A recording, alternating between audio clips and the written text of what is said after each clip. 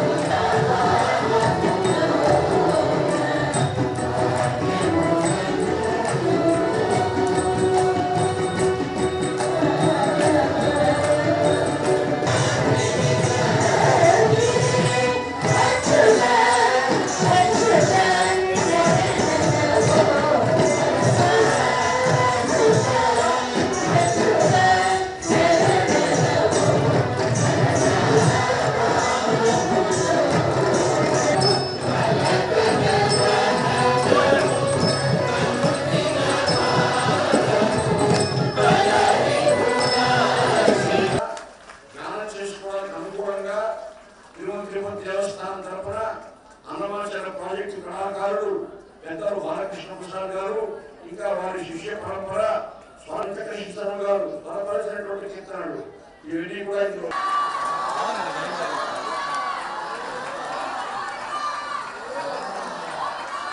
ప్రజని Annamacharya project director గొప్ప సేవ చేస్తున్నారు. ఆయనకు మొదటి ప్రతి అందిస్తూ ఉన్నాను. రెండవ ముగింపనిస్తారు. బయట నుంచి వచ్చిన భక్తులు కానీ అలాగే ప్రాజెక్టు కళాకారులు